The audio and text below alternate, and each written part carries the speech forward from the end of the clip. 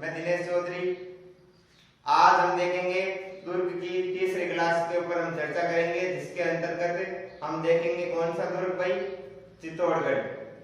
2 class मैंने पहले ले रखी है और आपको मैंने ये भी सूचना दे रखी है कि मेरी क्लास सिर्फ और सिर्फ सप्ताह में 2 दिन आएगी। कितने दिन आएगी? 2 दिन। कौन कौन से दिन? मंगलवार और शनिवार को। सप्ताह में 2 दिन आएगी भाई, सप्ताह में 2 डेज। कौन कौन से? मंगलवार और शनिवार। ठीक भाई। बच्चों के कमेंट आते हैं कि सर क्लास कब होगी, आप क्लास टाइम पर नहीं डालते, तो 2 दिन आएगी भाई सप्ताह में, क्योंकि अभी मेरे पास पर्याप्त समय नहीं है और इसी के कारण 2 दिन क्लास दे रहा हूं आपको। धीरे धीरे हम क्लास को कंटिन्यू करेंगे। ठीक है, तो आज हम देखते हैं अगली क्लास के बारे में, जिसके अंतर्गत हम देखेंगे चित्तौड़गढ़। ठीक है, पहले 2 क्लासों में मैंने आपको पहली क्लास में बताया दुर्गों की छोटी छोटी विशेषता बताई थी कि कौन सा दुर्ग है, जो कहां पर स्थित है, किस दुर्ग को क्या कहते हैं, वगैरह वगैरह हमने सारी चीजें पढ़ रखी है। दूसरी क्लास में मैंने सोनारगढ़ के बारे में बताया था, जो जैसलमेर में स्थित है। ठीक है, इसका निर्माता बताया, कब बना और वास्तुकार कौन था, उपनाम क्या क्या थे, ये सारी बातें हमने पढ़ रखी है। आज जैसा कि मैंने दूसरी क्लास में बताया था कि लास्ट में बताया कि अब हम पढ़ेंगे चित्तौड़गढ़, तो चित्तौड़गढ़ के ऊपर चर्चा करते हैं। और 2 क्लासों में लगातार मैं आपको बता रहा हूं कि कोई भी दुर्ग पढ़ेंगे तो सबसे मेन बात उसकी यही होती है कि वह कब बना, निर्माण किसने किया और उसका वास्तुकार कौन है, किस श्रेणी का दुर्ग है और किस नदी के किनारे स्थित है, उपनाम क्या क्या है, ये सारी बातें हम पढ़ेंगे भाई। ठीक है, तो देखते हैं कि चित्तौड़गढ़ कौन सा गढ़ है? चित्तौड़गढ़।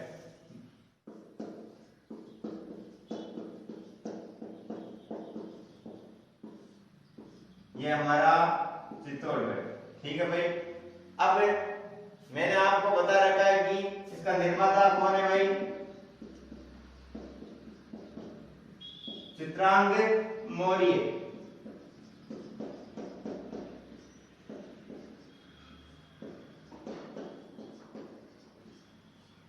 ठीक है, निर्माता हो गया चित्रांग मौर्य। ये कब बना, तो आप बता देना 8वीं सदी के अंत में।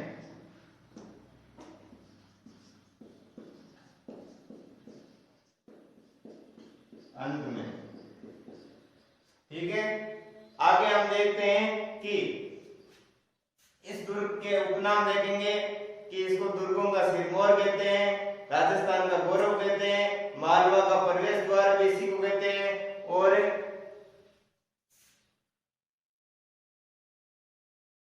देखते हैं आगे की क्या क्या विशेषता है इसकी। ठीक है, दूसरी विशेषता देख रहे हो इसकी कि गंभीरी और टेरस नदी के संगम स्थल पर स्थित है, संगम पर स्थित दुर्ग। ठीक है, कौन सी श्रेणी का है, तो आपको खास तौर से ध्यान रखना है कि दानवन श्रेणी को छोड़कर सभी श्रेणियों में शामिल है। परीक्षा में क्वेश्चन आ सकता है कि वे कौन सा दुर्ग है जो दानवन श्रेणी को छोड़कर सभी श्रेणियों में आता है। तो देखते हैं, दानवन को छोड़कर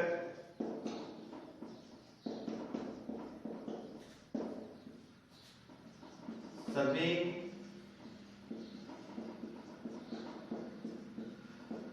श्रेणियों में शामिल। ठीक है, कौटिल्य और शुक्र नदी के अनुसार दुर्गों की श्रेणियां कितनी थी? कौटिल्य ने 4 बताई और शुक्र नदी ने 9 बताई, जिसके अंतर्गत देखो गिरि श्रेणी। अब मैं बता दूं आपको, एक एक श्रेणी के बारे में बताऊंगा। गिरि श्रेणी के अंतर्गत ये दुर्ग क्यों आता है, क्यों? क्योंकि ये मेसा के पठार पर चित्रकूट नामक पहाड़ी पर स्थित है, जिसके कारण ये गिरी श्रेणी में भी आता है। ठीक है। दूसरा औदुक श्रेणी के हमने पढ़े थे ना, जलदुर्ग। ठीक है। इसके ये गंभीरी और बेडस नदी के संगम स्थल पर स्थित होने के कारण ये कौन सी श्रेणी में आते हैं भाई? औदुक श्रेणी में। ठीक है। इसके बाद मैंने पढ़ाया था परिध, वे दुर्ग जिसके चारों तरफ परकोटा बना हो, यानी परकोटा युक्त जो दुर्ग होता है वो कौन सी श्रेणी में आता है? परिध की। तो चित्तौड़गढ़ के चारों तरफ विशाल परकोटा बना हुआ है, जिसके कारण ये परिध में भी शामिल है। ठीक है। इसके बाद पारिक पढ़ा था हमने। पारिक में क्यों शामिल है भाई? क्योंकि इस दुर्ग के चारों तरफ गहरी खाई भी है। पारिक की क्या विशेषता होती है? कि वे दुर्ग जो जिसके चारों तरफ गहरी खाई हो, पारिक श्रेणी में आते हैं। तो चित्तौड़गढ़ के चारों तरफ गहरी खाई भी है। और एक हमने पढ़ा था एरन। एरन यानी वे दुर्ग जहां तक पहुंचने का मार्ग कठिन हो या जटिल हो, वो कौन सी श्रेणी में आते हैं? एरन श्रेणी में। तो चित्तौड़गढ़ जब हम जाते हैं तो इसका मार्ग सर्पिलाकार होता है। अत्यधिक चढ़ाई और सर्पिलाकार मार्ग होने के कारण इसको एरन दुर्ग की श्रेणी में भी रखा गया है। इसके बाद सैन्य दुर्ग, शुक्रनीति ने एक दुर्गों की श्रेणी में सैन्य भी बताया था, जैसा कि हमने पढ़ा था। वे दुर्ग जिसमें सेनाएं निवास करती है।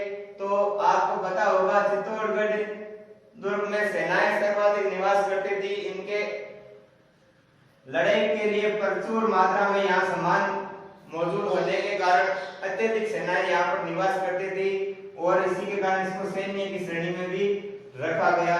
एक पढ़ा था हमने सहाय। इसकी क्या विशेषता होती है?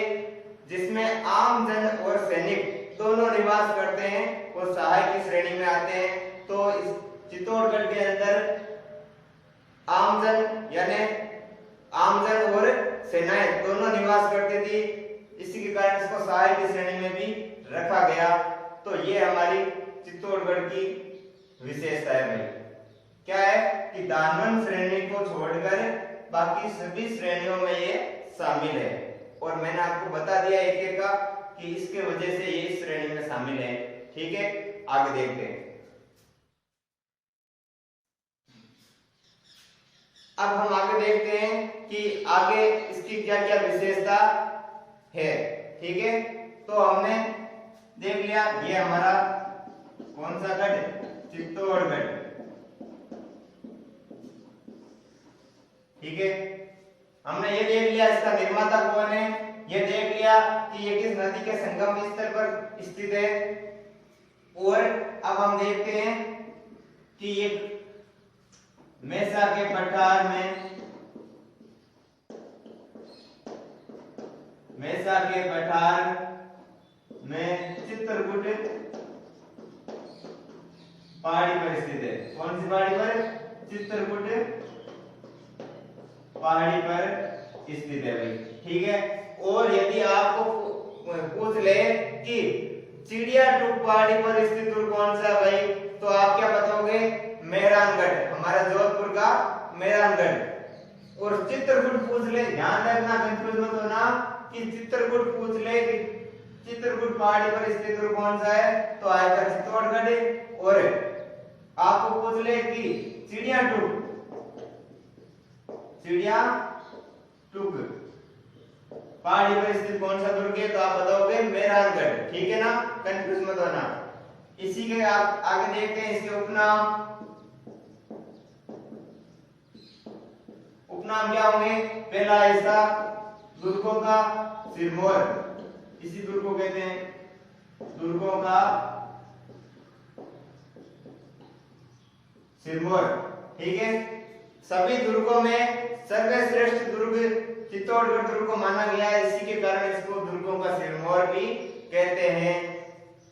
दूसरा है राजस्थान का गौरव। राजस्थान का गौरव। ठीक है, तीसरा हो जाएगा मालवा का प्रवेश द्वार, मालवा का प्रवेश द्वार। ठीक है भाई, मालवा जाने के लिए चित्तौड़गढ़ होकर जाना पड़ता है। मालवा कहाँ स्थित है? चंबल नदी के आसपास का क्षेत्र, जिसको क्या कहते हैं? मालवा कहते हैं भाई। ठीक है, चौथा हो जाएगा त्याग और बलिदान का दुर्ग।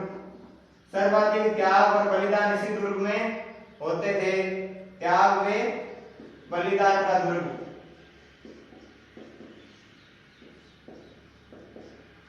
ठीक है, पांचवा हो जाएगा दक्षिणी सीमा का प्रहरी।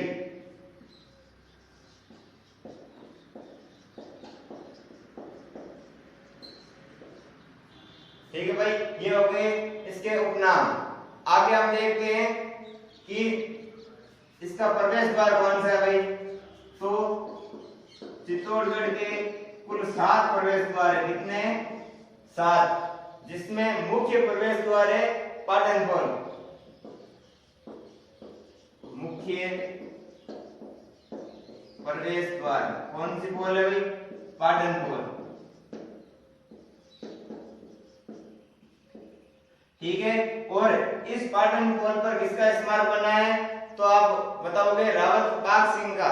ठीक है, पाटन पोल पर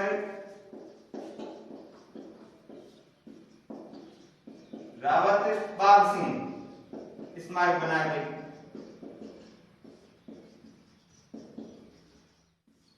ठीक है, इसका दूसरा प्रवेश द्वार है भैरव पोल, जिस पर कल्लाजी राठौड़ का स्मारक बना है। और इसका एक 7वां प्रवेश द्वार है, कौन सा? राम पोल, जिसके ऊपर कल्लाजी राठौड़ फतेह सिंह सिसोदिया का स्मारक बना है, जिसको हम क्या बोलते हैं? फतेह का स्मारक बना है। ठीक है, ये लिख लेना। दूसरा प्रवेश द्वार कौन सा है? भैरवपुर।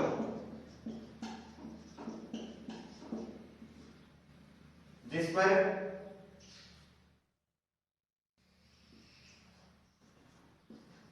कल्लाजी राठौड़ का स्मारक बना हुआ है। इस कल्लाजी राठौड़ को 4 हाथ वाले लोक देवता भी कहते हैं। कल्लाजी राठौड़ का स्मारक बना हुआ है। कल्लाजी राठौड़ को 4 हाथ वाले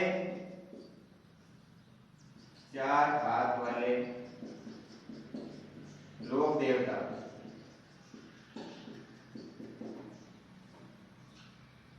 कहते हैं। आपको पूछ ले कि 4 हाथ वाले लोक देवता किसको कहते हैं? कल्लाजी राठौड़ को। ठीक है, और इसका 7वां प्रवेश द्वार कौन सा है भाई? 7वां रामपोल। इस पर किसकी मूर्ति स्थापित है? तो आप बताओगे फतेह सिंह सिसोदिया। फतेह सिंह सिसोदिया। ठीक है, ये हो गए इसके प्रवेश द्वार। आगे देखते हैं। ठीक है, इसके आगे हम देखेंगे कि चित्तौड़गढ़ के प्रमुख महल। ठीक है ना। अब इसमें कौन कौन से महल शामिल हैं, फिर हम पढ़ेंगे इसके प्रमुख मंदिर। महलों के अंतर्गत इसमें सबसे पहले आता है पद्मनी महल, फिर गोरा बादल, नवकोठा या कुंभा महल, ठीक है, उदय महल, आला हिंगाड़ू महल। इसी के साथ हम पढ़ेंगे आमला महल, टमकड़ महल।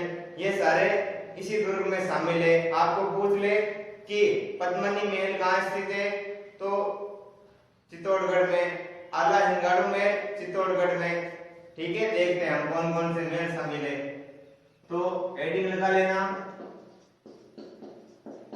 चित्तौड़गढ़ के प्रमुख महल। ठीक है, पहला हो जाएगा पद्मनी महल, दूसरा आला हिंगाड़ू महल,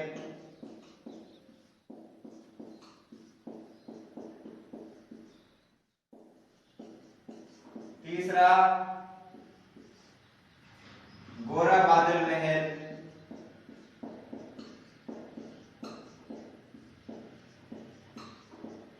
ठीक है।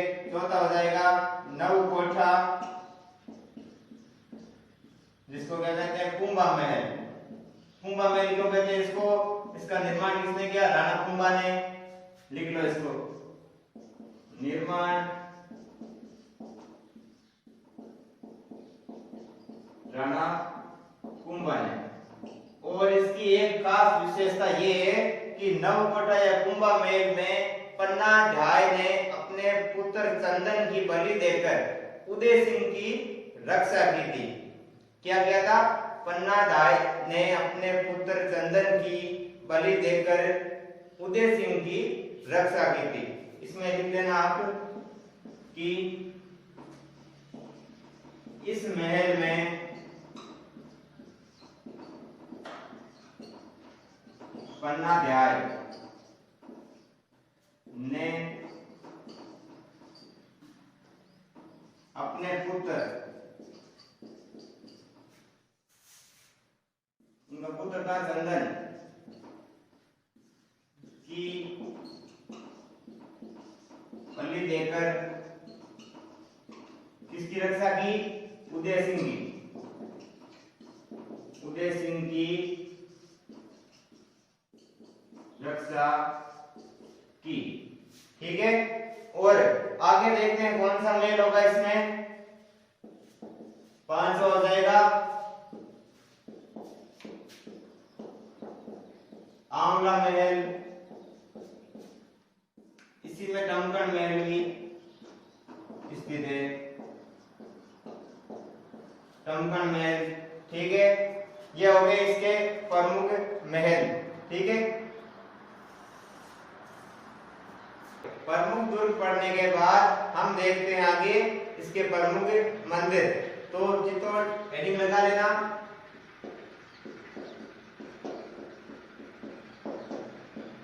चित्तौड़गढ़ के प्रमुख मंदिर, ठीक है। पहला हो जाएगा मीरा मंदिर, मीरा मंदिर, ठीक है। किसने बनाया, तो निर्माण राणा कुंभा ने, ठीक है। और इस मंदिर की मूर्ति वर्तमान में आमेर दुर्ग के जगत शिरोमणि मंदिर में स्थित है। तो लिख लेना, इस दुर्ग इस मंदिर की मूर्ति कहाँ स्थित है, वर्तमान में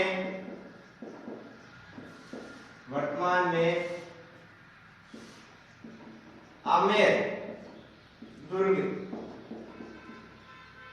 के जगत शिरोमणि मंदिर में स्थित है, मंदिर में स्थित है, ठीक है भाई। आगे देखते हैं कौन सा, तुलजा भवानी, तुलजा भवानी मंदिर।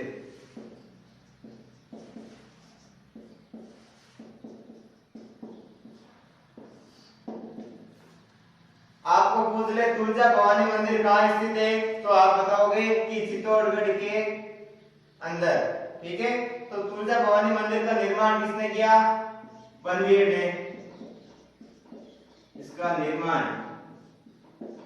किसने किया भाई, बनवीर ने, ठीक है। और ये तुलजा भवानी छत्रपति कौन थे, शिवाजी, उनकी आराध्य देवी थी। छत्रपति शिवाजी की आराध्य देवी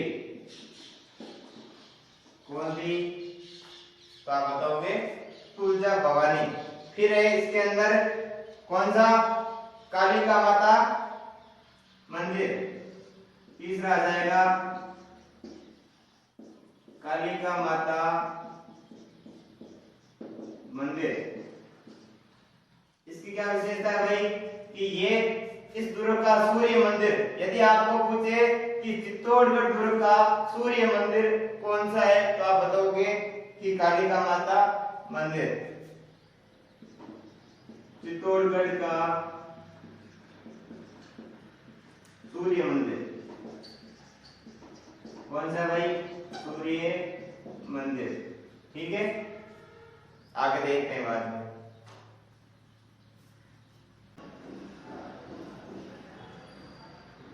ठीक है, इसी के साथ हमने देखा था कि प्रमुख मंदिर जिसमें मीरा मंदिर, तुलजा भवानी मंदिर और कालिका माता मंदिर, ये सब हम देखे थे। और आज आगे हम देखते हैं कि श्रृंगार चौरी मंदिर। ठीक है,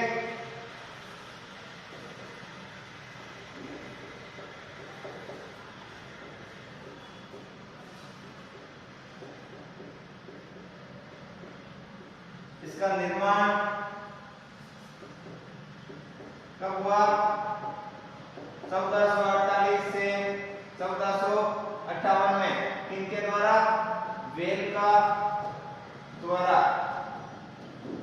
ठीक है, और इसमें राणा कुंभा की जो पुत्री थी कौन, रमाबाई, जिसे क्या कहते हैं भाग्यश्री को रमाबाई के नाम से भी जानते थे।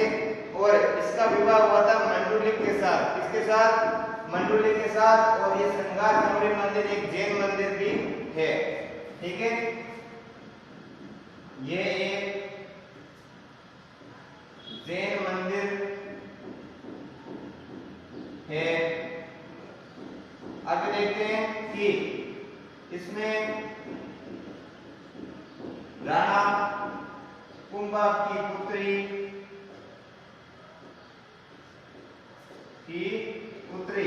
रमाबाई, इसको भाग्यश्री भी कहते हैं। भाग्यश्री का विवाह हुआ था। और रमाबाई का विवाह किससे हुआ भाई, मंडुलिक के साथ। किसके साथ, मंडुलिक के साथ। और आपको ये भी बता दूं कि एक तो श्रृंगार चौरी मंदिर और एक सतबीस देवरी का मंदिर। किसका, सतबीस देवरी मंदिर। ये भी क्या है, एक जैन मंदिर है। लिख लेना नोट लगाकर। एक है सतबीस देवरी मंदिर, यह भी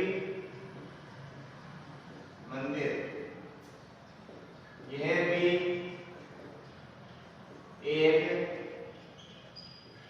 जैन मंदिर है। ठीक है, हाँ भाई आगे देखते हैं समद्वीश्वर मंदिर या मोक्कल मंदिर, इसी को बोलते हैं श्री कुंभ नारायण मंदिर। और एक हमारा लास्ट और बचेगा कुंभ स्वामी मंदिर। ठीक है, अब देखते हैं।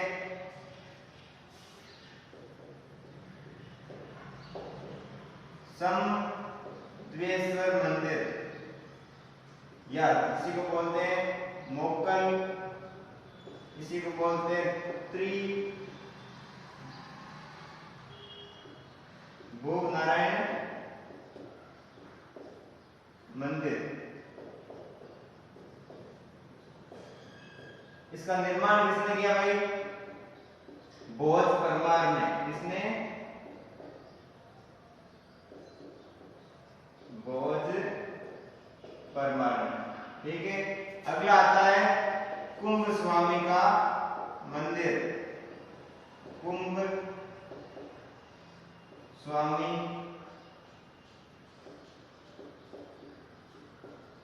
मंदिर।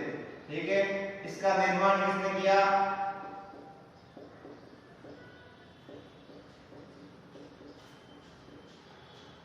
राणा कुंभन। ठीक है, ये हमारे में प्रमुख मंदिर पूरे। और एक बात और देख लो कि चित्तौड़गढ़ में नव कोठा या नवलखा भंडार भी स्थित है, जिसका निर्माण बलवीर ने किया। और इस नव कोठा या नवलखा भंडार को चित्तौड़गढ़ का लघु दुर्ग भी कहते हैं भाई। लिख लो, चित्तौड़गढ़ में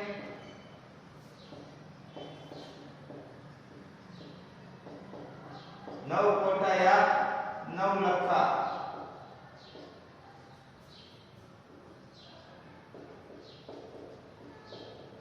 भंडार स्थित है।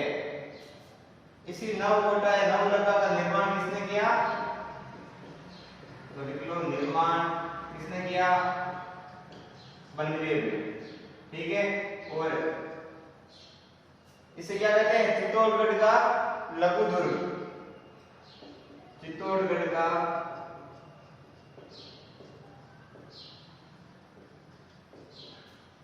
लघु दुर्ग।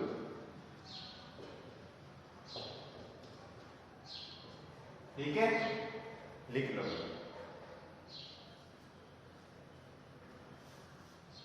इसमें प्रमुख मंदिर हो गए, प्रमुख महल हो गए। और अब देखते हैं चित्तौड़गढ़ के प्रमुख जलाशय। क्या देखेंगे भाई? प्रमुख जलाशय, जिसके अंतर्गत पहला है घीतेल बावड़ी, इसमें है भीमलत कुंड, इसी में है रत्नेश्वर तालाब, इसी में स्थित है हमारे खातन की बावड़ी, इसी में गोसुंडी का तालाब। ठीक है, ये प्रमुख इसके क्या है? जलाशय। तो हम देखते हैं कि हेडिंग लगा लेना, चित्तौड़गढ़ के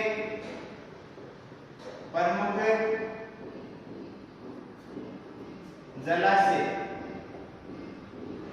प्रमुख जलाशय। ठीक है, पहला हो जाएगा घीतेल बावड़ी। ठीक है, दूसरा भीमलत कुंड।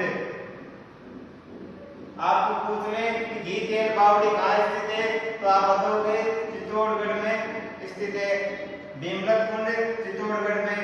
तीसरा खातन की बावड़ी,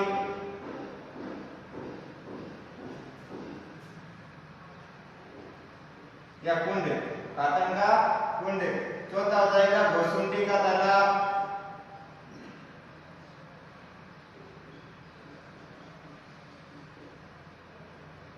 इसका निर्माण किसने किया? तो आप देख लेना, खास तौर पर इसको पूछा जाता है कि गोसुंडी का तालाब कहाँ स्थित है, तो आ जाएगा चित्तौड़गढ़ में। और इसका निर्माण किसने किया? रायमल। इसकी पत्नी थी कौन? श्रृंगार देवी, इसने इसका निर्माण किया था। रायमल की पत्नी कौन थी? श्रृंगार देवी। श्रृंगार देवी ने किया। ठीक है, फिर हमारी एक और बच जाता है इसमें रत्नेश्वर तालाब। कौन सा तालाब? रत्नेश्वर तालाब। ठीक है, ये लो भाई, इसके क्या हो गए? प्रमुख जलाशय। ठीक है, मुख्य रूप से ये 5 आपको याद रखने हैं। इसी के साथ हम आगे देखेंगे कि इसमें हमारे चित्तौड़गढ़ में विजय स्तंभ भी स्थित है। तो आप देख लेना कि यहाँ तक तो आपको याद रखना।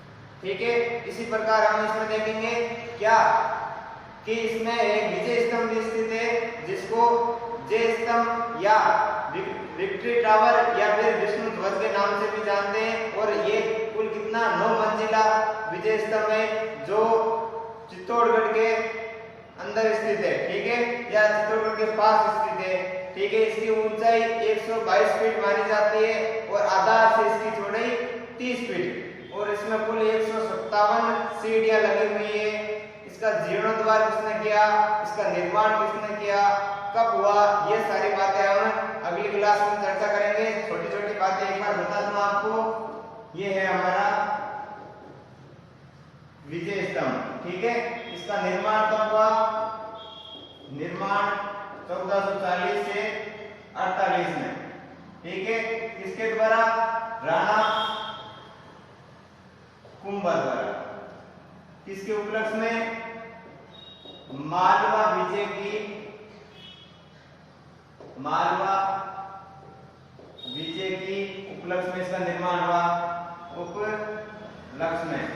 ठीक है, मालवा विजय प्राप्त होने के बाद विजय स्तंभ का निर्माण हुआ। इसकी लंबाई देख लो, लंबाई कितनी है? 122 फीट। और चौड़ाई, चौड़ाई कितनी हो जाएगी?